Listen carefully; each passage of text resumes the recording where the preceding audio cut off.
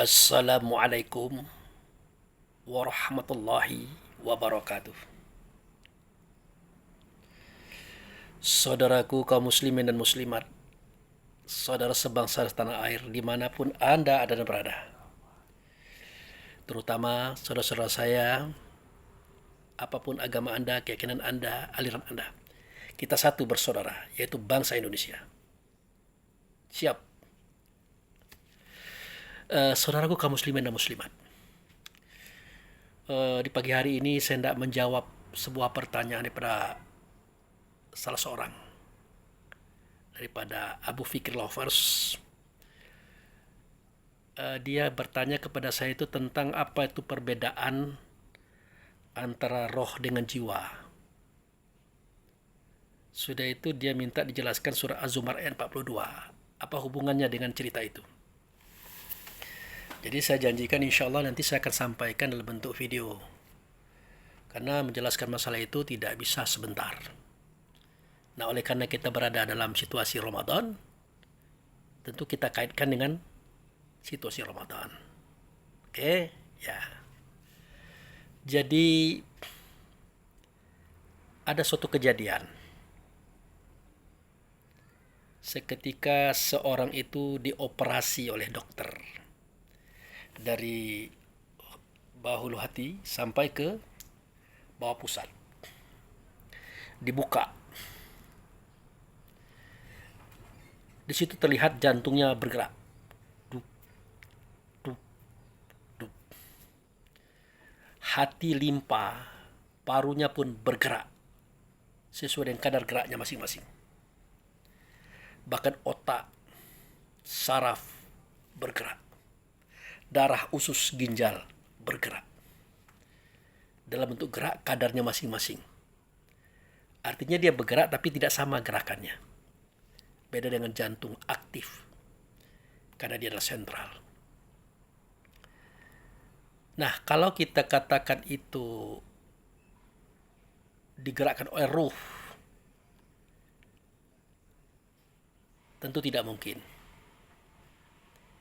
Karena ruh itu adalah sesuatu yang menghidupkan akal fikir, pendengaran, penglihatan, perasaan kita. Nah, pada saat itu akal fikir, pendengaran, perasaan pun hilang. Kesadaran tidak ada. Tapi kok dia masih hidup juga ya? Kok tubuh tadi masih bergerak juga ya jantungnya? Itu. Nah, kejadian ini sebenarnya terjadi sejak tubuh badan jasad ini dia belum dimasuki oleh ruh. Pada usia 4 bulan 9 hari saja itu ruh belum masuk. Aktivitas jantung, usus, limpa, hati, paru, serta otak sudah bergerak. Sudah bergerak. Begitu juga seketika seseorang itu sedang tidur, pingsan seperti operasi tadi, dia tetap bergerak. Nah, pertanyaannya, siapakah yang menggerakkan organ atau komponen tubuh di saat roh belum ditiup dan di saat roh itu pergi sehingga hilang kesadaran? Katakanlah seketika kita tidur dan seketika kita pingsan. Ya, jawabnya itu adalah al-insan, an-nasu, atau manusia. Dalam bahasa lainnya, jiwa. Jadi kisah jiwa ini dimulai dari surah At-Tariq yang bunyinya falyanzuril insanu mimma khuliq. Khuliqa mimma indafik yahruju mim baini sulbi wa taraib. Adalah manusia itu memikirkan, memperhatikan, mempelajari dari apa dia dijadikan. Sesungguhnya manusia dijadikan dari air sulbi. air mani yang memancar dari tulang dada dan tulang rusuk. Tentu air mani atau sulbinya laki-laki. Nah, zaman dahulu Rasulullah hanya berkata seperti itu. Kalau zaman sekarang, para mahasiswa kedokteran pasti mengambil air itu, dimasukkan ke dalam botol, dibawa ke laboratorium, diteliti dengan mikroskop, dipelajari. Ternyata 1 sendok makan air sulbi itu di dalamnya menyimpan jutaan ekor makhluk yang kecil-kecil, yang tidak nampak oleh mata kepala, tapi nampak dengan alat mikroskop. Nama makhluk itu adalah spermatozoa. Kepalanya seperti telur ayam, badannya panjang, ekornya cambuk. Dia sudah bernapas, dia sudah hidup, dia bergerak, berjalan, berlari, dan berkembang dalam rahim perempuan. Padahal roh waktu itu belum ditiup. Nur Muhammad waktu itu belum ditiup ke dalam tubuh oleh Allah. Nah, timbul pertanyaan. Meskipun dia kecil, tapi dia tetap tubuh. Pasti ada sesuatu yang ada di dalamnya. Dia gaib. Siapakah dia yang gaib yang ada dalam cikal bakal tubuh badan jasad itu? Ya, sesuai dengan judulnya. Falyanzuril insanu. Yaitu insan atau an-nasu, manusia. Dalam bahasa lain, jiwa. Jadi al-insan, an-nasu, an-nafs atau jiwa. Bendanya satu. Dialah yang hidup di dalam tubuh mungil sebagai cikal bakal tubuh badan jasad manusia.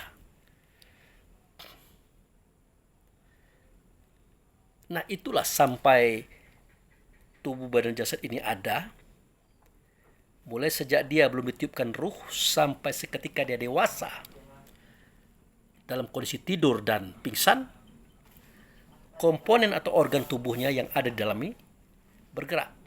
Duk, duk, duk. Limpahnya, parunya, dan semuanya.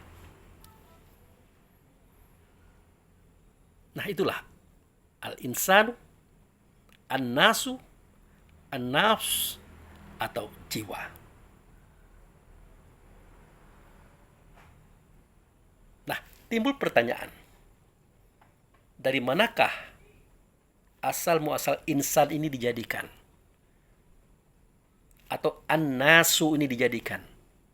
Atau an-nafs dijadikan? Atau jiwa ini dijadikan? Dari mana? Dari apa? Ya, kalau kita tidak tahu, yang tahu itu adalah Allah dan Rasulnya. Sampai-sampai Rasul berkata, An-Nasiru. Akulah rahasianya. Yang kita singkat dengan kata An-Nasir atau unsur itu. Nah, beliaulah yang menceritakan ini kepada sahabat. Yang warta itu kita tangkap sebagai berita seketika kita menyampaikan kajian dan ceramah-ceramah seperti hari ini. Nah, di mana mulainya? Mulainya adalah seketika sahabat bertanya, "Ya Rasulullah, mengapa timbul hawa?" Dijawab oleh beliau, "Karena anasir angin, namanya roh rehan, telah memenuhi segala rongga pada kita." Anasir angin itu namanya roh rehan, dia telah memenuhi segala rongga pada kita. Dia bersifat pantang kelintasan. Tidak bisa melihat orang lebih, orang hebat, orang sukses, timbul kebencian di dalam dirinya. iri dalam dirinya, kedengkian. Itu yang pertama. Yang kedua, ya Rasulullah, mengapa timbul nafsu? Dijawab oleh Rasulullah, karena anasir air telah menjadi urat benak tulang pada kita, maka timbullah nafsu. Anasir air itu bernama roh rahmani. Sifatnya pantang kerendahan. Maunya tinggi saja, hebat saja. Hebatlah dia, tinggilah dia, besarlah dia, sucilah dia, yang paling benar dia. Itu. Kemudian ditanya lagi, ya Rasulullah, mengapa timbul dunia? Dijawab oleh beliau, karena anasir tanah, namanya roh jasmani, telah menjadi daging, kulit, bulu, atau romah pada kita. Maka timbullah dunia. Nah, roh jasmani ini sifatnya rakus, pantang kekurangan. Kaya sudah, harta banyak, pangkat tinggi, masih juga mau mengambil hak orang lain. Yang keempat, ya Rasulullah, mengapa timbul setan? Dijawab oleh beliau, karena anasir api, namanya roh idafi,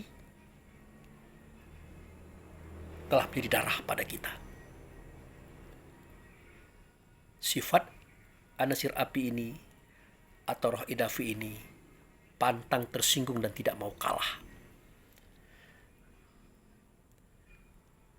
Jadi dapat kita ketahui, al-insan, an-nasu, nafs atau jiwa tadi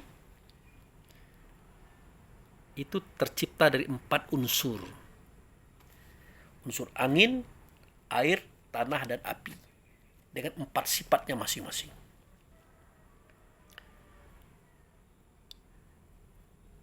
Nah, sifat pantang kelintasan, pantang kerendahan, pantang kurang, pantang kalah, jika disatukan, digabung, dia memunculkan 10 sifat. Pertama kali, ajib. Dia takjub dengan kelebihannya, kehebatannya, kepintarannya, kecerdasannya, keberhasilannya. Dia takjub. Dia bangga terhadap dirinya sendiri. Kemudian dia ingin memperlihatkan keberadaannya kepada orang lain. Itulah riya. Kemudian dia ingin lebih menunjukkan eksistensi dirinya dengan cara takabur, membesar-besarkan diri, menyatakan dia hebat, dia luar biasa. Nah, bersama dengan itu, ada orang lain yang juga sama dengan dia, bahkan lebih dari dia. Maka timbul iri. Dia tidak suka. Dia benci, dia tak senang dengan orang tadi. Dianggapnya rival. Dianggapnya menandingi dia. Kemudian muncul rasa dengki. Ingin membinasakan, ingin menghancurkan lawan dengan berbagai macam cara. Di antaranya apa? Hasud. Dia menghasut orang lain untuk benci, untuk tidak suka dengan orang yang dianggapnya rival.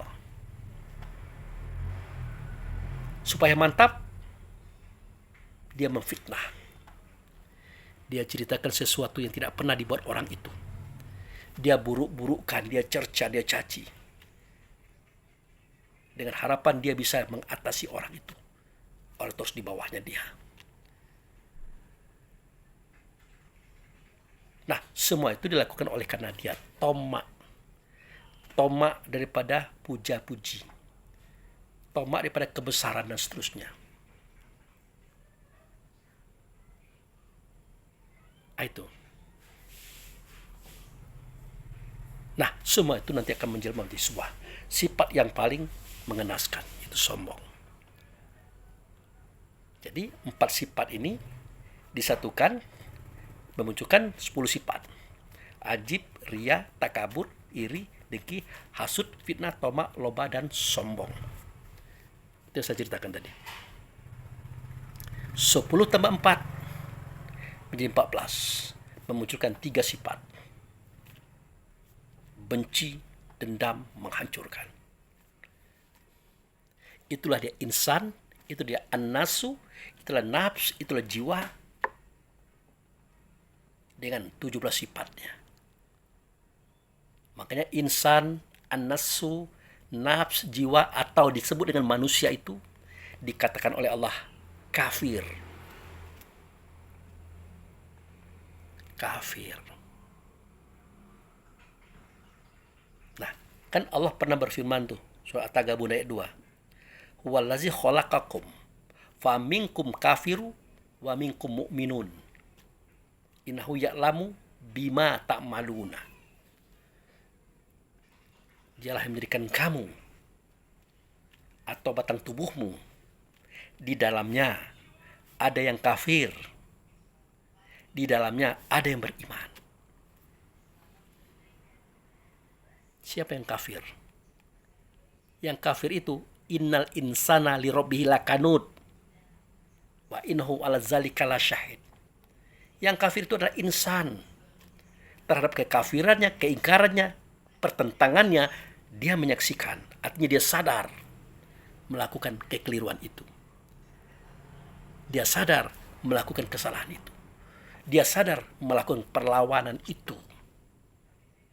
Karena sifatnya. Jadi Allah dan Rasul tidak mengajarkan kita supaya pintang kelintasan, pantang kerendahan, pantang kurang. Ajib, ria, takabur, iri, dengki, hasud, fitnah, tamak, loba, dan sombong, benci dan menghancurkan. Allah dan Rasul tidak mengajarkan itu. Bahkan menganggap itu suatu sifat yang tidak baik, yang harus dirubah, dibenahi, bukan untuk dipakai. Karena pertentangan Allah dan Rasul dengan orang tadi, atau insan, an-nafs atau jiwa tadi, makanya insan itu dikatakan kafir oleh Allah dan Rasul. Yaitu insan yang mana saja. Apakah insan bermerek dengan merek Islam, Yahudi, Nasrani, Hindu, Buddha, asalkan mereka adalah insan. An-nasu, nafs, jiwa, yang terbuat dari air sulbi tadi, unsurnya adalah 4 anasir tadi, dia pasti kafir. Makanya dikatakan oleh Allah, innal insana li rabbihi lakanud wa innahu ala zalika lasyahid. Sesungguhnya manusia itu adalah kafir kepada Tuhannya. Terhadap kekafirannya dia menyaksikan. Artinya dia sadar melakukan itu. Ya karena gitu sifatnya. Begitu bawaannya. Semuanya. Makanya dalam kajian ma'rifat, kajian hakikat tasawuf ini, kita tidak pernah mengkafir-kafirkan orang. Tidak ada kafir pada merek. Tidak ada kafir kepada orang. Tidak. Kekafiran itu bukan di merek, bukan di orang, tapi ada dalam dada kita masing-masing. Di orang, ya dalam dada orang masing-masing. Dan itu tidak urusan kita, urusan mereka. Makanya hati-hati kita mengkafir-kafirkan orang. Karena kafir itu artinya mengingkari. Tahu itu kebenaran, tahu itu kebaikan. Dikatakan tidak benar, dikatakan tidak baik. Tahu warnanya hitam, dikatakan putih. Tahu warna putih, dikatakan hitam, itulah kafir. Ingkar. Jadi kita jangan menunjuk-nunjuk keluar. Atau menunjuk merek agama orang di luar. Tidak boleh. Karena kekafiran itu ada dalam dada setiap kita yang bernama insan, an-nasu, an-nafs, atau jiwa atau manusia tadi. Itu yang harus kita selesaikan. Kita yang mana? Ya kita yang datang daripada Allah. Nantinya juga kembali kepada Allah. Siapa dia? Itulah Nur Muhammad. Itulah ruh. Itulah diri kita yang sebenar diri. yang ditiupkan oleh Allah dan Rasul seketika tubuh badan jasad ini berusia 4 bulan 10 hari. Itu saudaraku. Makanya kita temukan kalimat pada surat As-Sajdah 9, summa sawahu wa nafakha fihi min ruhihi wa ja'ala lakum sam'a wal absara wal afidah qalilan ma tashkurun. Seketika sempurna batang tubuh itu yang ianya ada dalam kandungan emak, maka aku tiupkan rohnya aku ke dalamnya. Apa yang terjadi? Yang tadi dia sudah punya telinga belum bisa dengar, dengan roh tadi dia bisa mendengar. Yang tadinya dia punya mata belum bisa melihat, dengan masuknya ruh dia dapat melihat. Yang tadi dia punya hati belum bisa merasa, dengan masuknya ruh dia dapat merasa. Kalau boleh ditambahkan, yang tadi dia punya otak belum bisa berpikir, dengan masuknya ruh dia dapat berpikir. Jadi roh inilah yang mendengar di telinga, melihat di mata, merasa di hati, berpikir di otak. Roh inilah diri kita yang sebenar diri. Inilah dia yang diutus oleh Allah. Inilah dia khalifah yang ada di dalam bumi. Jadi kisah Adam yang tertulis pada surah Al-Baqarah ayat 30 itu dan seterusnya, di samping itu ada kisah Adam, itu juga kisah diri kita yang sebenar diri, saudaraku. Seperti dikatakan oleh Allah, wa iz qala rabbuka lil malaikat inni ja'ilu fil ardi khalifah. Apa kata malaikat? Ataj'alu fiha ma yusidu fiha wa yasfiku dima wa nahnu nusabbihu bihamdika. Adakah patut ya Allah engkau jadikan lagi khalifah yang bertentangan pada bumi itu, sedangkan kami selalu bersuci dan mensucikan engkau, memuji dan memuji engkau. Apa jawab Allah? Aku tahu apa yang tidak kamu tahu.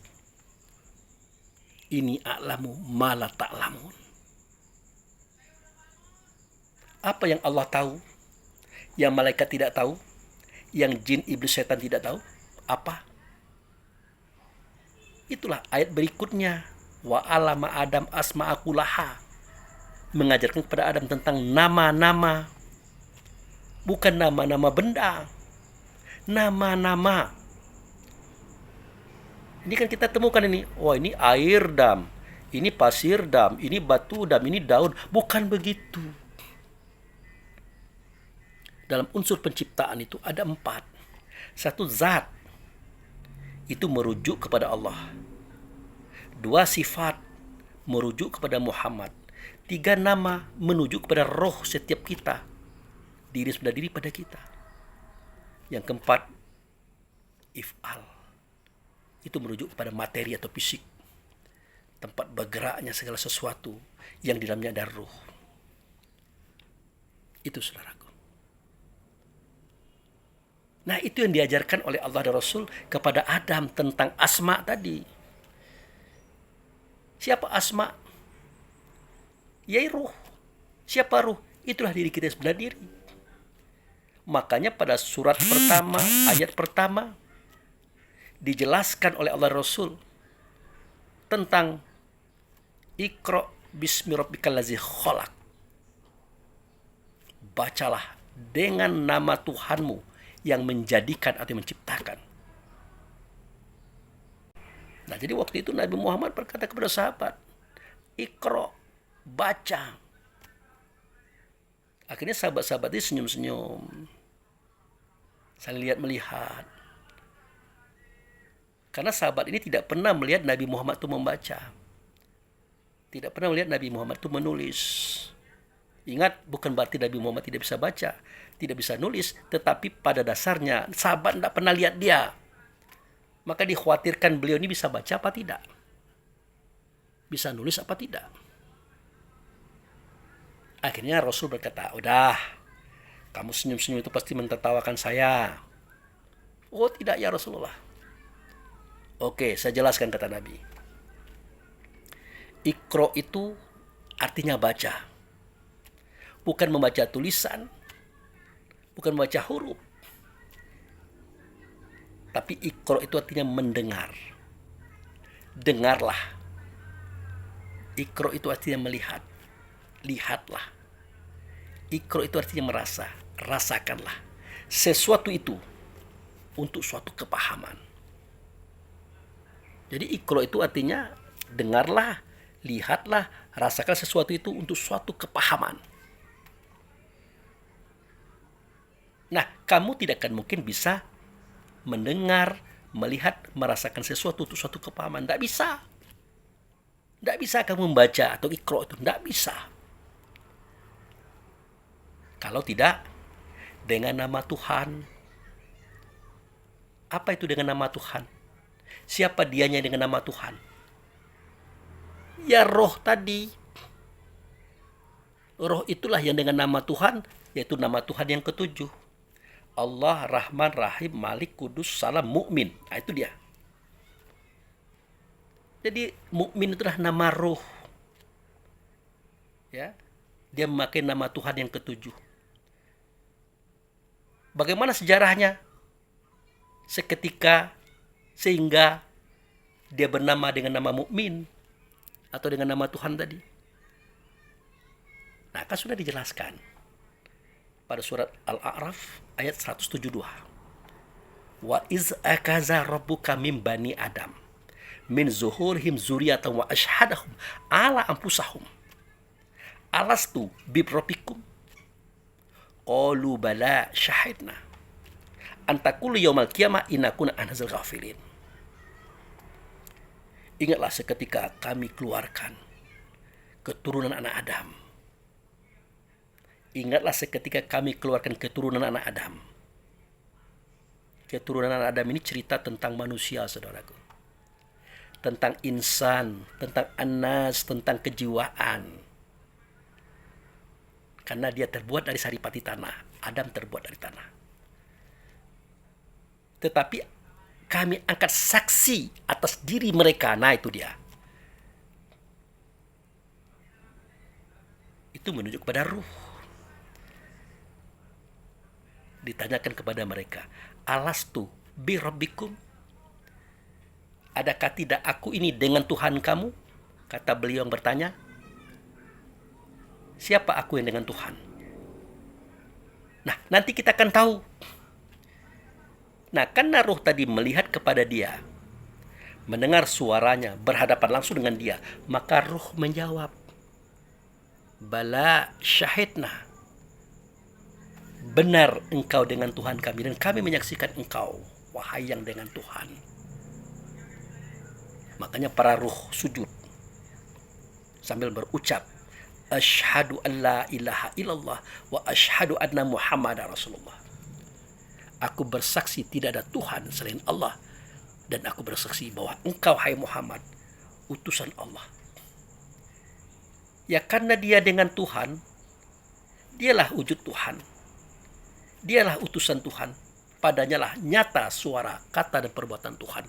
Makanya dia kita ikut, dia kita contoh, dia kita jadikan wasilah antara kita dengan Tuhan, yaitu Allah tadi. Nah, pada saat itu Tuhan itu adalah Allah. Sebenarnya pada saat itu Tuhan itu, Tuhan besar itu, Lord itu sudah jatuh kepada beliau yang mengatakan, alastu bi rabbikum? Adakah tidak aku ini dengan Tuhan kamu? Benar engkau dengan Tuhan kami. Benar. Karena kami tidak bisa melihat Tuhan kami. Tidak bisa mendengar suara Tuhan kami. Tidak bisa berhadapan dengan Tuhan kami. Maka engkau yang dengan Tuhanlah yang kami lihat. Yang kami dengar, yang kami hadapi. Tentu urusanmu adalah urusan ketuhanan. Persoalanmu adalah persoalan ketuhanan bagi kami. Jadi kalau kami ingin melihat Allah, tentu kami akan melihat engkau. Ingin berdialog dengan Allah, tentu kami akan berdialog dengan engkau. Karena engkaulah wujud serta Allah, dan pada engkaulah ada suara, kata, dan perbuatan Allah. Makanya kami meniru engkau, dan kami mengikut engkau menuju Allah. Itu saudaraku kisahnya. Itu Muhammad orangnya. Begitu. Oh, kalau begitu Pak Abu, Allah Tuhan, Muhammad Tuhan juga. Harus dijelaskan. Allah Tuhan itu jelas. Muhammad itu adalah mengurus urusan ketuhanan. Otomatis padanya lah suara Tuhan, kata Tuhan, perbuatan Tuhan. Maka dia yang dihadapi, dia yang ditemui, karena dia wasilah. Makanya ketika kita sholat, ya, sebelumnya azan dulu tuh. Apa doa kita?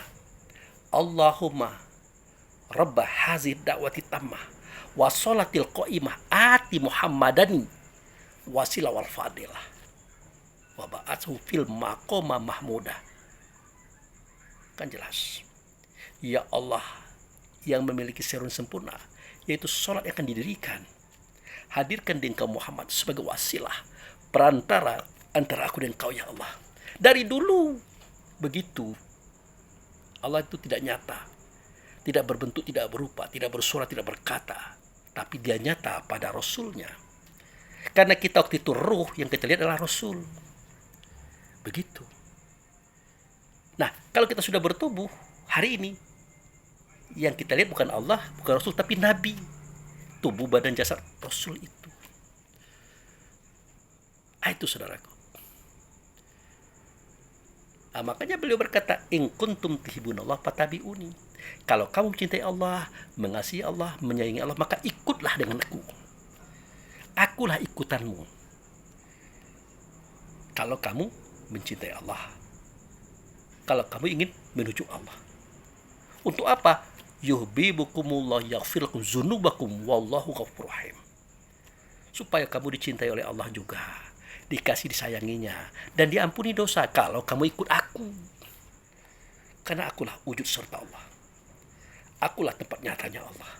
Padakulah suara, kata, dan perintah Allah serta suruhan Allah, termasuk larangannya. Padaku nyatanya. Makanya jika kamu mentaati aku, sama artinya mentaati Allah. Wa may yuti'ir rasul faqad ata Allah. Begitu saudaraku. Nah, itulah kisahnya kenapa roh itu dikatakan mukmin, beriman, percaya kepada Allah yang nyata pada Muhammad. Itu kisahnya.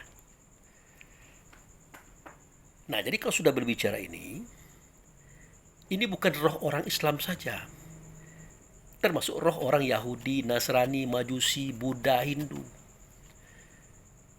Karena waktu itu belum ada istilah kaplingan itu. Istilah nama-nama agama itu belum ada. Dia sudah ada seketika kita turun ke bumi. Dari Adam hingga Isa, hingga Muhammad, hingga hari ini.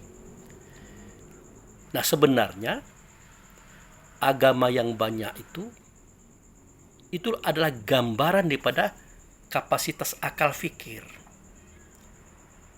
Adalah gambaran ruang dan waktu. Kisah yang berbeda-beda. Cobalah. Orang di zaman Adam, masih dia menyembah Allah. Masih dia berkiblat kepada nabinya, yaitu Adam. Karena Adamlah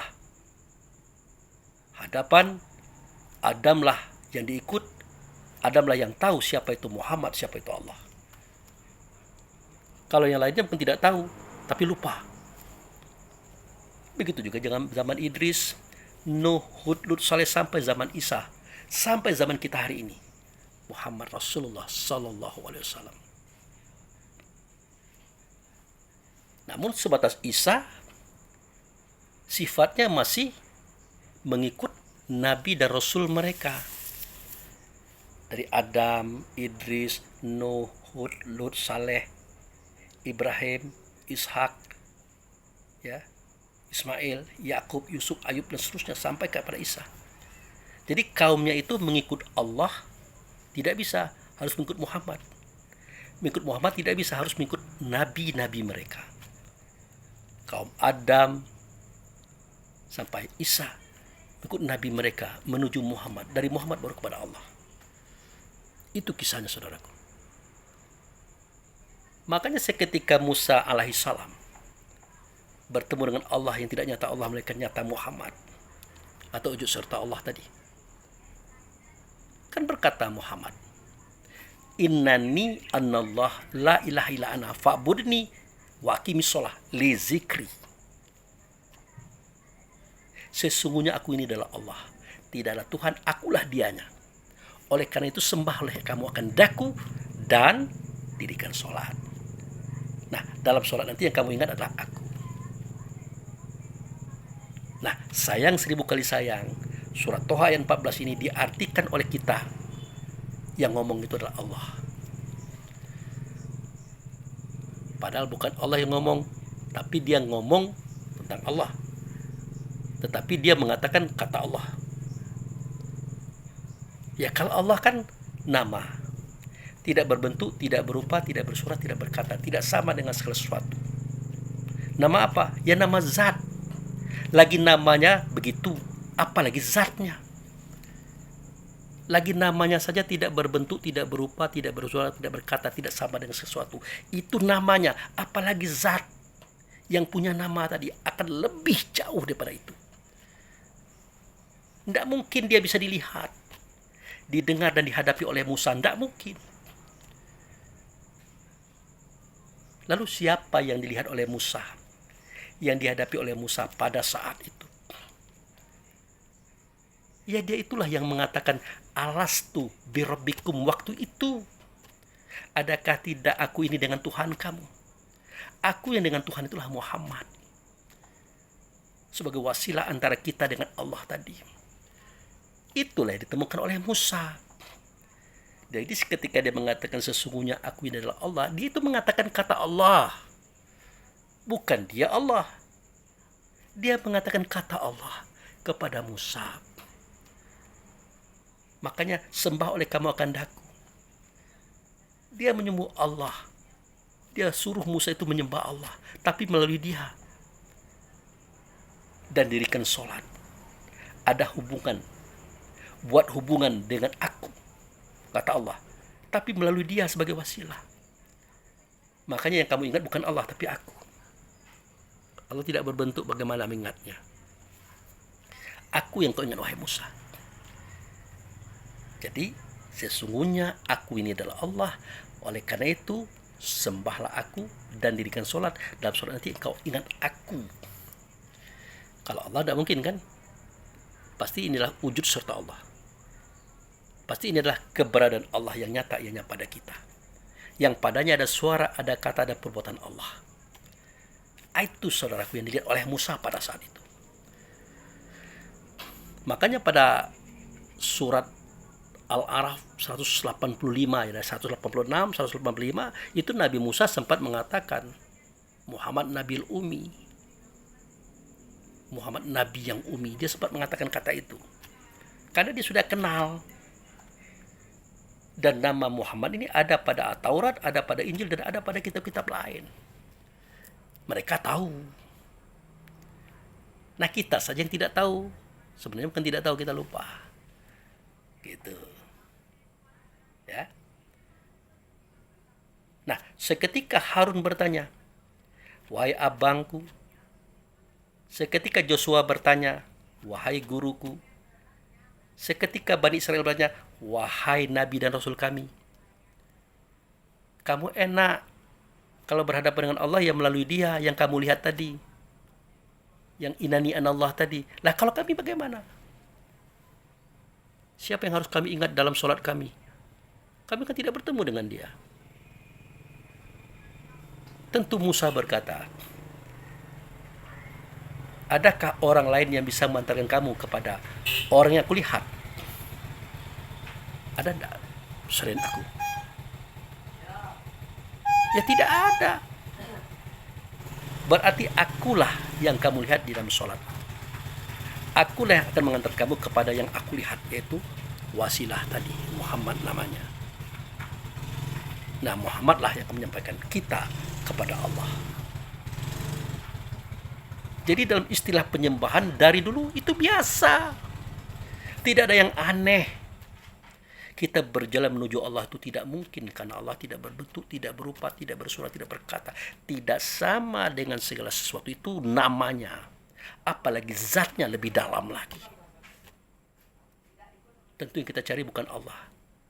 Yang dengan Allah, yang serta Allah, wujud daripada Allah. Itu Rasul, namanya Muhammad.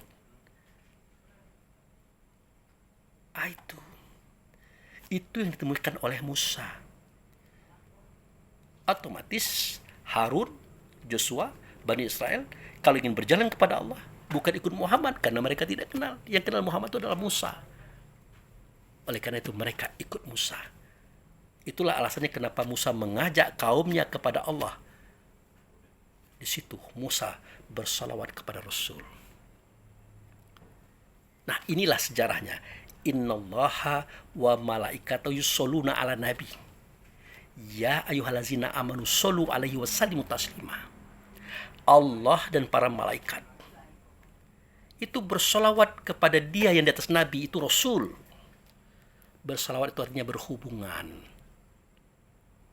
Oleh karena itu, wahai mukmin, wahai roh, wahai diri sebenar diri yang ada pada diri nabi, pada diri kaum, pada diri umatnya sekalian, ya hubungkanlah dirimu kepada Rasul tadi. Karena Allah dan malaikat aja berhubungan dengan dia, kok kita tidak? Itu pengertian Allahumma sholli ala Muhammad. Ya Allah, hubungkanlah aku dengan Muhammad. Sebagaimana Ibrahim dan nabi-nabi lain sudah berhubungan dengan Muhammad saat itu. Itu saudaraku. Nah, jadi Nabi Harun, Joshua, kaum Bani Israel, kalau mau menghadap Allah, dia tidak mungkin langsung ke Allah, dia tidak mungkin langsung ke Muhammad, tapi pasti dia berhadapan dengan Musa terlebih dahulu di dalam sholatnya. Itulah kiblat, itulah hadapan. Pak Abu Fikri, apakah pelajaran ini ada dalam agama kita? Itu kan cerita Nabi Musa tuh. Nah, pertanyaannya, adakah itu dalam pelajaran agama kita? Yang seperti itu. Ada. Coba kita lihat dalam surat Al-Baqarah. Dikatakan oleh Allah dan Rasul, ditulis oleh sahabat. Apa bunyinya? Qad naro taqalluba wajhaka fis samai falaluanyaka kiblatan tardoha. Aku lihat wajahmu kalau menyembah, kalau berharap, kalau berdoa menghadap kepada langit. Kata Rasul, tidak begitu loh caranya. Hadaplah wajahmu kepada kiblat yang kamu suka dengannya, kamu ridho kepadanya, kamu senang dengannya. Apa itu langit? Langit itu tinggi, besar, tidak berbentuk, tidak berupa, tidak bersuara, tidak berkata. Itu simbol, itu kias Allah, saudaraku. Aku lihat kamu kalau menyembah, kalau berdoa menghadap kepada Allah, tidak begitu caranya. Tidak ngerti kamu Allah itu. Nah, hadapkanlah wajahmu kepada kiblat, kepada hadapan. Kamu senang dengan dia, kamu suka dengan dia, kamu cinta dengan dia. Siapa dia? Ya saya loh. Aku, Muhammad ini. Dari dulunya juga sampai sekarang, kamu tidak akan mungkin bertemu dengan Allah. Karena Allah itu gaib, tidak nyata dalam sesuatunya.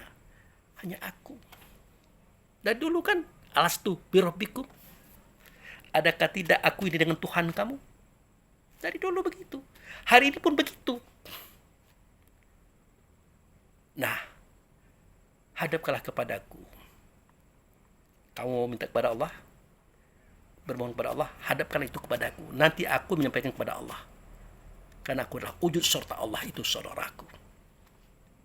Itu kata beliau.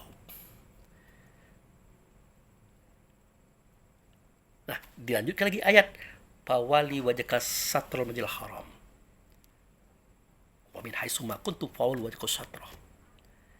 Itu caranya. Caranya yaitu kamu menghadap ke Masjidil Haram. Dimanapun kamu keluar, dimanapun kamu berada, hadapkanlah wajahmu pada Masjidil Haram. Kalau hari ini kita yang ke sana menghadap Masjidil Haram itu, karena di situ ada Ka'bah, tanda Baitullah, ada makam Ibrahim. Itu sebenarnya untuk kita. Kalau zaman dulu, dia langsung kepada beliau. Karena Masjidil Haram pada zaman itu belum ada. Tempat sujud yang mulia belum ada. Kalau ada, itu kuil. Dalam Ka'bah itu ada 4 patung besar. Dikelilingi oleh 360 patung. Tempat mereka menyembah. Tempat mereka minum-minum main perempuan. Tidak mungkin Rasulullah nyuruh kita ngadap ke sana waktu itu. Lalu siapakah Masjidil Haram waktu itu? Dikatakan oleh beliau, Masjidil Haram itu artinya tempat sujud yang mulia. Tempat sujud tidak mulia, orang yang di tempat itulah yang mulia. Siapa orang itu? Kan kita ingat kisah itu. Seketika beliau berkata, alastu birabbikum. Adakah tidak aku ini dengan Tuhan kamu? Aku ini dengan Tuhan loh. Karena kita melihat saat itu, mendengar saat itu, berhadapan dengan dia saat itu, kita mengatakan bala syahidna. Benar, kami menyaksikan bahwa engkau dengan Tuhan kami. Akhirnya semua kita, semua ruh, semua diri sujud kepadanya. Sebenarnya dia sujud kepada Allah, tapi karena Allah tidak nyata, sujud kepadanya. Nah, tempat sujud itulah yang disebut dengan masjid, yaitu Masjidil Haram, tempat sujud yang mulia. Nah, itulah beliau katakan tempat sujud tidak mulia. Orang yang di tempat itu yang mulia. Siapa dia? Ya beliau sendiri. Muhammad itu Masjidil Haram pada saat itu. Ya, tempat sujud tidak mulia. Orang di tempat itu yang mulia. Siapa dia? Itulah Muhammad. Kalau kita bukan orang yang mulia, tetapi orang yang dimuliakan kalau kita ikut beliau di tempat itu. Nah, inilah sejarah saudaraku, kenapa roh itu bernama dengan nama mukmin atau orang yang percaya kepada Tuhannya yang nyata ianya pada Muhammad tadi. Jadi dari Nabi Adam sampai Nabi Isa, bahkan 124.313 aulia dan anbiya, semuanya berkiblat kepada Muhammad. Ini yang tidak diceritakan oleh saudara-saudara kita di agama lain. Tapi saya yakin dan percaya dalam kitab mereka yang asli diceritakan. Pasti. Dari mana Pak Abu tahu? Yaitu tadi surat Toha ayat 14. Seketika Musa bercerita kepada Harun, Joshua, Bani Israel. Akhirnya apa? Ya kamu enak bang. Kamu enak guru. Kamu enak nabi. Kalau mau bertemu Allah, berhadapan dengan beliau sebagai wasilah. Kami bagaimana? Nah, ya kalau kamu kan melalui aku yang mengantar kamu kepada wasilah, wasilah akan mengantarkan kita kepada Allah. Semua nabi sampai Nabi Isa begitu, saudaraku. Dan agama-agama lain juga begitu pada dasarnya. Tapi kita tidak menyalahkan mereka juga. Jangankan mereka, kadang-kadang kita pun tidak tahu kisah ini. Tidak ingat cerita ini, padahal itu pengalaman kita semua loh. Gitu. Nah, makanya kita tidak boleh mengkafir-kafirkan orang. Apakah itu orang Yahudi, Nasrani, Majusi, Hindu, Buddha. Tidak boleh kita kafir-kafirkan. Karena yang kafir itu bukan orang, bukan agama, tetapi ada pada diri setiap kita yang bertubuh, berbadan, berjasad. Insan namanya. Itu. Nah, perbedaan cara mereka berpikir, faktor akal. Kapasitas akal berbeda, cara berpikir berbeda, beramal pun berbeda. Ditambah lagi dengan kurun waktu yang berbeda. Adam, Idris, Nuh, Hud, Lut, Saleh, Ibrahim, Ismail, Ishak, Yakub. Yusuf, Ayub, Shu'aib, Musa, Harun, terus sampai Daud, terus sampai Isa. Kurun waktu itu akan mempengaruhi perubahan cara berpikir, perubahan amalia. Ya. Makanya tidak bisa kita katakan mereka itu kafir. Di situ bukan tempatnya kita mengkafir-kafirkan orang. Kafir itu adalah dada kita masing-masing, saudara. Bukan pada orang dan bukan pada mereknya. Pada perbuatan kita masing-masing. Adakah kita mentaati Allah dan Rasul? Pada setiap nabi-nabi tadi. Kalau ada, mukminlah namanya. Adakah kita mengingkarinya? Kalau ada, itulah kafir namanya. Lalu kenapa kita keluar? Tersinggunglah mereka. Dikatakan mereka itu kafir. Ya, dikatakan mereka itu ahli neraka. Dikatakan mereka itu tidak masuk surga selama-lamanya. Padahal Allah Subhanahu wa taala mengatakan, ya, ada pada kitab Quran itu, Anda perhatikan, mengatakan apa katanya? Mari kita dengarkan. Oke? Karena ini prinsip, karena ini sangat sensitif, saya ambil kitab dulu. Baik. Nah, ini kitabnya, saya ambil. Surah Al-Baqarah ayat 62. Di situ Allah mengatakan, Rasul menyampaikan, sahabat menulis. Ada tertulis pada kitab ini. Apa bunyinya? Nah, kita lihat. Innal ladzina amanu wal ladzina hadu wa nasara wa sabiina, sesungguhnya orang-orang yang beriman, orang-orang Yahudi, orang Nasrani, orang Sabi'in, man amana billahi wal yaumil akhir wa amilus solihat, barang siapa yang beriman kepada Allah dan hari akhir dan berbuat baik berdasarkan keimanan itu, falahum ajruhum inda rabbihim, bagi mereka itu adalah pahala, ganjaran, kasih sayang daripada Tuhan mereka. Wala khaufun alaihim, dan tidak ada rasa khawatir atau takut bagi mereka. Walahum yahzanun, dan mereka pun tidak bersedih, saudaraku.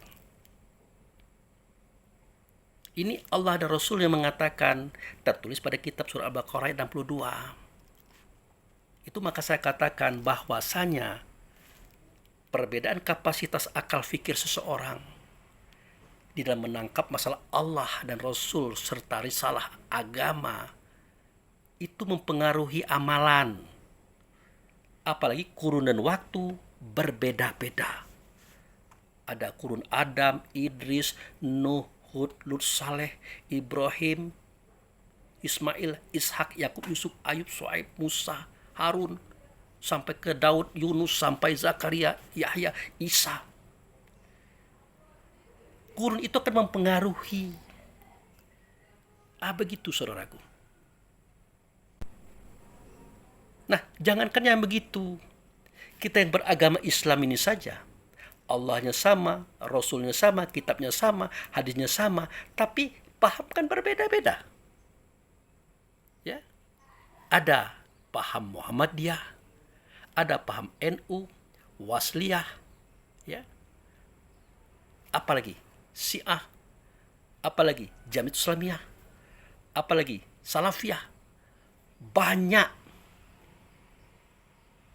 Jadi itu sebenarnya tidak ada masalah.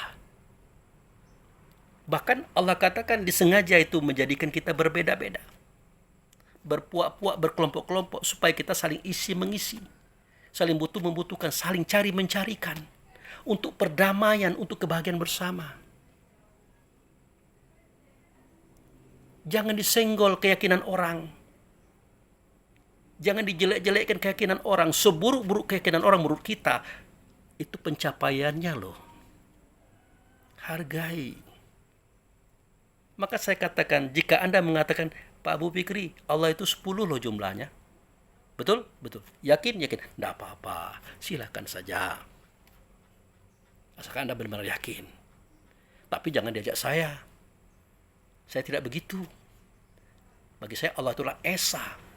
Satu meliputi segala-galanya. Nah, kenapa Pak Abu Fikri mengatakan tidak apa-apa? Karena kita sadar setiap kebenaran, kebaikan, kemurnian itu tidak langsung jadi, saudaraku. Bertahap, ada proses untuk benar-benar jadi benar, untuk benar-benar jadi baik, untuk benar-benar jadi murni. Semua itu dimulai pada tahapan-tahapan, proses-proses. Tidak perlu kita salahkan itu. Apakah ada contohnya pada kitab Pak Abu Fikri? Ya ada lah. Coba lihat kisah Nabi Ibrahim. Beliau pernah mengatakan bahwa matahari itu Tuhan, bulan Tuhan, matahari, bintang-bintang itu Tuhan. Kan pernah. Apa Allah marah? Apa Allah emosi? Apa Allah mencerca? Tidak.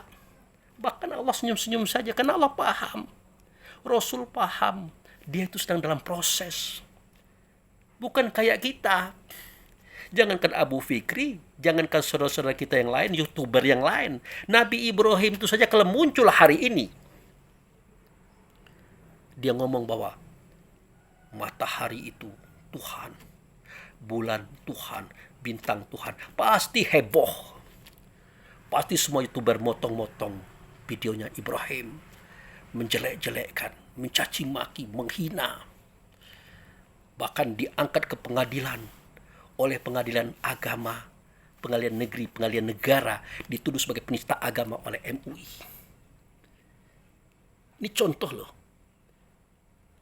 Padahal itu tidak begitu ceritanya. Itulah proses. Bukti proses. Lihat endingnya. Siapa Ibrahim? Ternyata Ibrahim tokoh tauhid. Di alam sana dia sudah menjadi imam. Tapi di alam sini dia adalah manusia seperti kita. Walaupun dia nabi, walaupun dia rasul, tetap mencari dan mencari sampai dia bertemu siapa itu Tuhan. Baru dia diangkat jadi rasul, jadi nabi. Padahal di alam sono dia sudah diangkat. Sudah. Kan dikatakan itu. Coba lihat surat Ali Imran ayat 96, 97. Coba perhatikan situ. Inna awala baiti di alinasi lalazi bibakah mubaraka wa hudal alamin fihi ayatu bainatu maqama Ibrahim manda kalau kana amina. Sesungguhnya rumah yang pertama kali saudaraku, berarti belum ada rumah sebelum itu kan. Aku yang mendirikan, kata Allah, bukan tukang. Itulah rumah yang ada di negeri Bakkah, namanya Baitullah. Diberkati negeri dan rumah itu. Hudalil alamin, petunjuk bagi alam semesta. Kenapa rumah itu petunjuk bagi alam semesta? Karena di dalamnya ada orang membawa petunjuk, ada orang membawa agama. Namanya Muhammad yang kita ceritakan tadi. Huwallazi arsala rasulahu bilhuda wadinil haq.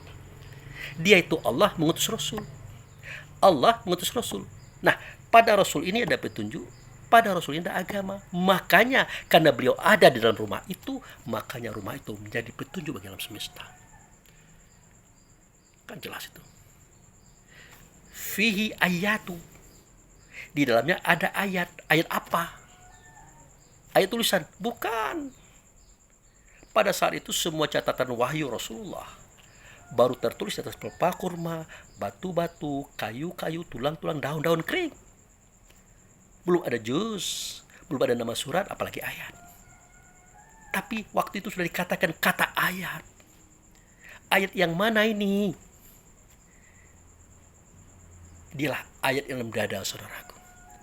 Dia adalah roh kita ini. Bal huwa ayatu bainatu bisurur allazina utul ilmi wa ma yajhadu bi ayatina ila zalimun. Sesungguhnya kitab itulah Quran, Quran itulah ayat dalam dada kamu. Dia itu terang, dia itu nur, nurnya Muhammad. Tidak ada yang mendustakan dia kecuali orang yang zalim. Siapa orang zalim? Itulah insan, itulah an-nafsu, itulah nafs, itulah jiwa yang ianya ada dalam tubuh kita masing-masing. Itu saudaraku. Nah, jadi dalam rumah itu ada ayat-ayat itu maksudnya ruh. Ruh, semua mukmin, semua Nur Muhammad ada di situ. Nah, di antaranya ada makom Ibrahim. Nah, itu dia. Lalu siapakah kita? Siapakah Ibrahim? Siapakah Muhammad saat itu? Kita lihat surat Al-Baqarah 124-25. 124-125 kan jelas kalimat itu. Wa izibatala Ibrahim rabbu bi kalimati fa'tamahuna qala inni ja'iluka linnasi imama. Ingatlah seketika Ibrahim diuji oleh Allah dengan beberapa kalimat. Sebenarnya bukan Ibrahim aja, kita juga diuji waktu itu. Dengan kalimat alastu birabbikum. Nah, itu kan pertanyaan itu. Adakah tidak aku ini dengan Tuhan kamu? Maka Ibrahim menjawab, kita pun menjawab, bala syahidna, benar kau dengan Tuhan kami.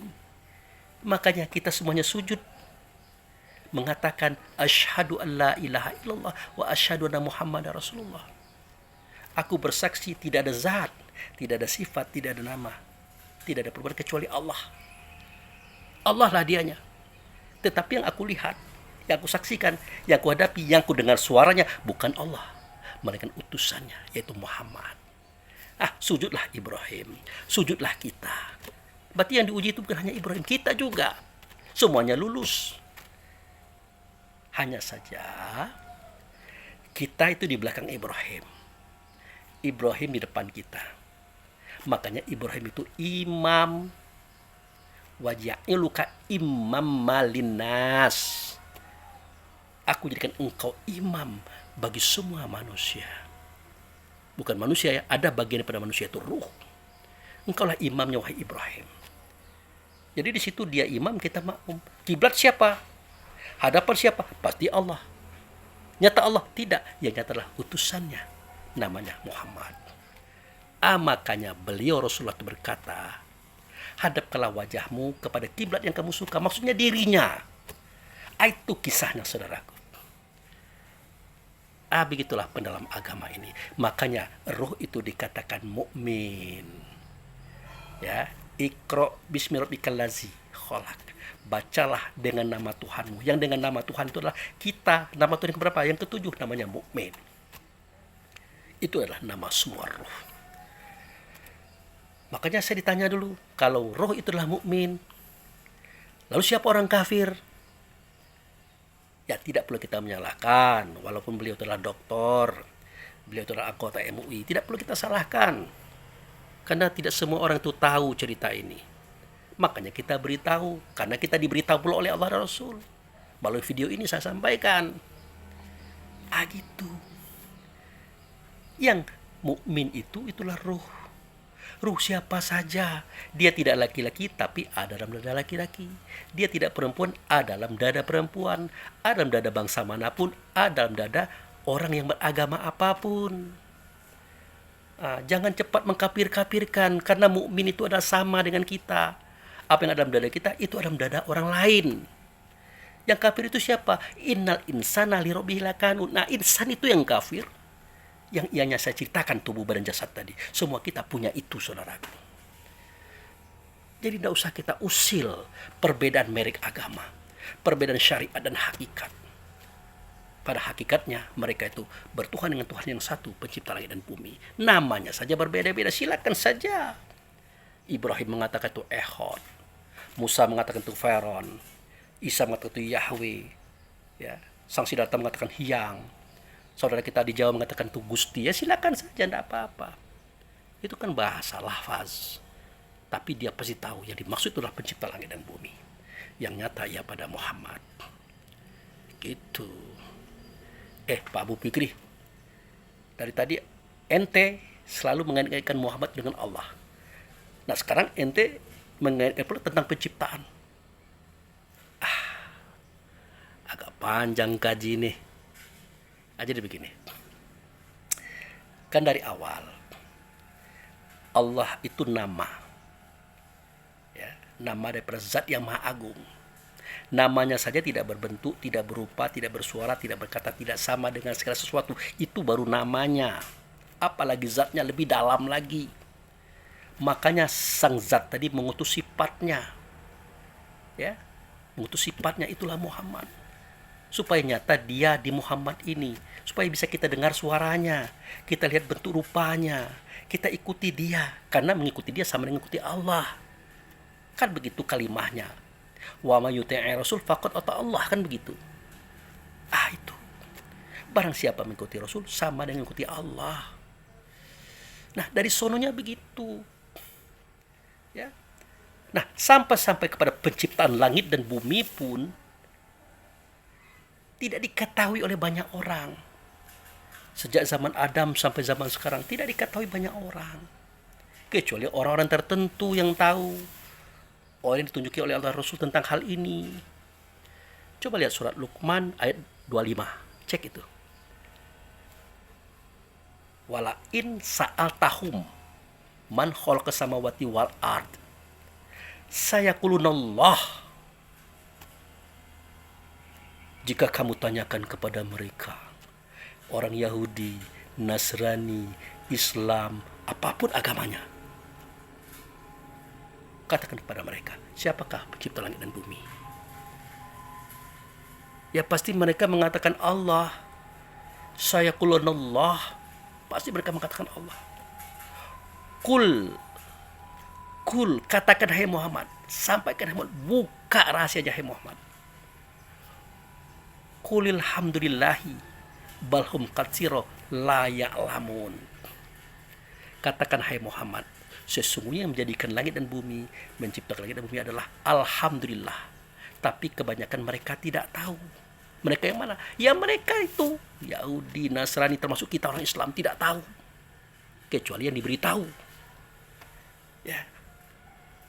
Mereka yang agama lain itu banyak yang tidak tahu, tapi ada yang diberitahu, sama dengan kita hari ini. Tidak ada bedanya kita dengan mereka. Katakan Muhammad, yang menjadikan, yang menciptakan langit dan bumi itu adalah alhamdulillah. Alif lam itu nama Allah, hamdu itu nama beliau. Bergeser sedikit Ahmad, bergeser sedikit Muhammad. Muhammad itu yang menjadikan langit dan bumi atas izin Allah, saudaraku. Makanya dia itu Rabbus samawati wal ard, Rabbul alamin, rahmatanil alamin. Itu gelar beliau. Masa iya Pak Abu Fikri? Beliau menjadikan langit dan bumi. Jangan kita lihat dia sebagai manusia biasa. Jangan kita ingat dia anak Abdullah Aminah. Jangan kita ingat dia mengun kambing. Tapi ingat, sewaktu itu dia bernama Alhamdulillah loh. Jadi namanya banyak ini. Alif, Amim, Alif Lamim, Ahmad, Alhamdulillah, terakhir Muhammad. Jadi seketika dia bernama Alhamdulillah, waktu itulah langit dan bumi diciptakan oleh Allah melalui beliau. Itu. Ini kita bercerita tentang Alhamdulillah, tapi mindset pemikiran kita pada nama Muhammad. Mestinya bukan di Muhammad lagi, kita naikkan kapasitas mindset akal ini kepada nilai Muhammad tadi. Baru nyambung dia. Gitu. Jadi seketika dia bernama Alif, ceritanya lain. Amim, ceritanya lain. Ahmad, kisahnya lain. Alhamdulillah, kisahnya lain. Alhamdulillah, ceritanya lain. Itulah yang saya sampaikan. Jadi kita harus bisa membeda-bedakan situasi dan kondisi, ruang dan waktu, dimensi. Semuanya itu begitu, saudaraku. Nah, makanya saya katakan, jangan kita memburuk-burukkan orang, mengkafir-kafirkan orang, tidak baik. Tidak begitu ceritanya. Apalagi kita katakan di balik salib itu ada jinnya, kan tersinggung mereka. Mereka tidak akan mungkin masuk surga. Mereka itu kafir. Kita keliru dalam memahami kafir itu, saudaraku. Kafir itu adalah manusia. Tabiat ingkarnya itu yang kafir ada pada diri kita semuanya, tidak terkecuali apapun merek agama kita. Adapun jaminan Allah itu pada surah Al-Baqarah 62 tadi. Sesungguhnya orang yang beriman, orang Yahudi, orang Nasrani, orang Sabi'in, Jika dia beriman kepada Allah dan hari akhir, mereka beramal soleh berdasarkan Allah dan hari akhir tadi, mereka itu tidak perlu takut. Baginya ada pahala daripada Tuhannya, kasih sayang pada Tuhannya. Mereka tidak perlu takut dan tidak perlu bersedih. Ya sama dengan kita. Makanya tidak usahlah. Stop. Gitu saudaraku. Nah, inilah kisah tentang kafir dan mukmin, tentang manusia dan kita. Pertanyaan saudaraku tadi tentang jiwa. Jiwa itu itulah dia, manusia yang saya ceritakan tadi. Itu jiwa. Ya. Apa hubungan dengan surat yang nomor 42 tadi, Az-Zumar? Yaitu ceritanya. Allahu yatawaffal anfusa haidu mautiha walati lan tamutu fi manamiha wa yumsiku ilal maut wa yursilu illa ajalin musamma. Inna fi dzalika la ayatin liqaumin yatafakkarun. Allah menggenggam roh orang yang sudah mati, menggenggam roh orang yang masih hidup seketika dia tidur, menahan yang satu karena bangkai sudah hancur di tanah, melepaskan satu karena bangkainya tertidur di atas kasur. Sesungguhnya kejadian ini adalah kejadian yang amat besar. Bagi siapa? Bagi orang yang berakal dan berpikir dengan akalnya tentang agama. Itu saudaraku.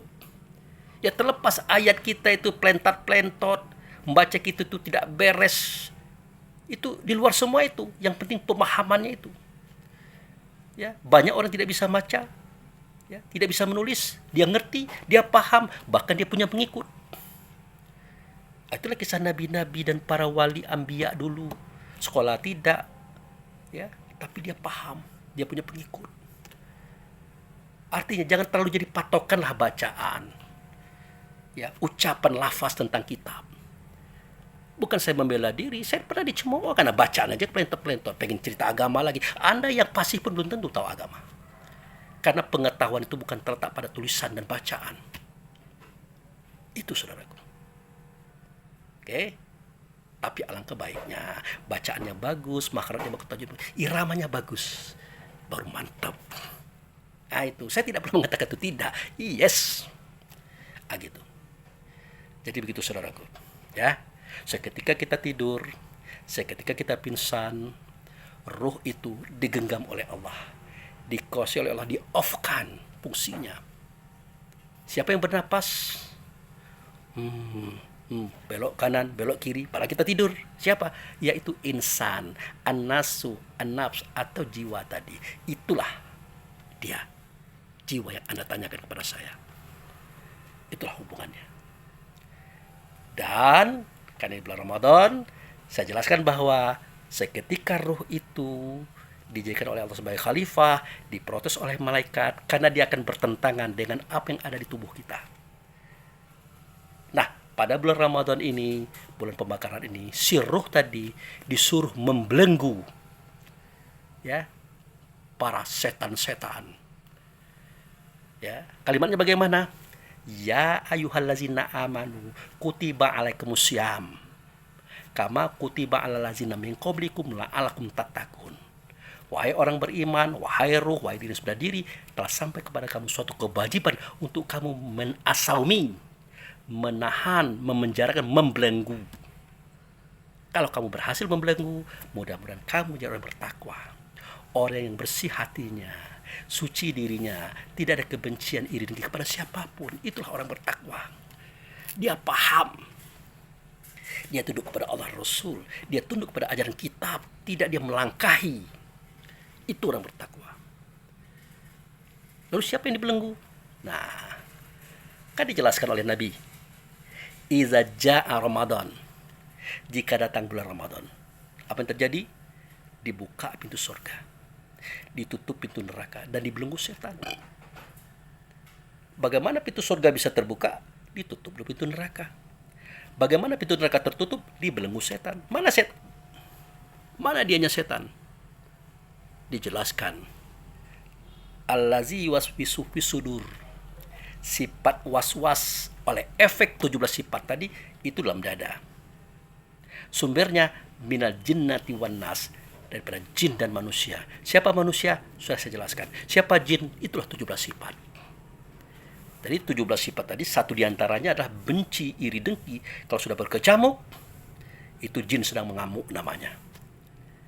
Kalau sudah berbisik-bisik dia, weh kok bisa kaya ya? Dari mana dapat uang ya? Itu sudah iblis namanya. Dia berbisik-bisik. Dia berkata di belakang orang yang bersangkutan, bisik-bisik namanya. Kemudian dia mengusahakan untuk menghancurkan orang, merusak orang yang dia benci. Itulah setan. Maka setan itu real adanya. Siapa? Karena dia adalah kita sendiri. Kapan? Ketika kita melakukan perbuatan berdasarkan suara hati yang buruk tadi. Itulah jin, itulah iblis, itulah setan, itulah kita. Kita yang mana? Kita yang melakukan keburukan berdasarkan perintah yang buruk dalam dada ini. Yang 17 macam tadi. Makanya Allah katakan, Rasul sampaikan, pia nabinya, alam ahad ilaikum ya bani adam ala tabdu syaitan innahu lakum adu mubin. Bukankah sudah kujelaskan kepada hai anak Adam, jangan mengikuti menyembah setan yang sini. Sesungguhnya bagi kamu setan itu nyata. Kenapa nyata? Karena setan itulah kamu sendiri. Sehingga ketika kamu melakukan keburukan kepada orang lain berdasarkan kehendak hati yang buruk tadi. Oke, itu saja. Semoga puasa kita sukses membelenggu jin iblis setan kita sehingga kita menjadi orang bertakwa, bersih hati, tidak benci orang, tidak iri dengki, tidak menghasut dan tidak menjustis, tidak mengkafir-kafirkan orang lagi. Sehingga damailah Indonesia, rukunlah bangsa sesama kita yang memang berbeda agama, tapi insya Allah arah kita sama, itu Tuhan yang satu, Allah Subhanahu wa Ta'ala. Demikian saudara-saudaraku, lebih kurang saya mohon maaf. Wabillahi taufiq wal hidayah. Assalamualaikum warahmatullahi wabarakatuh.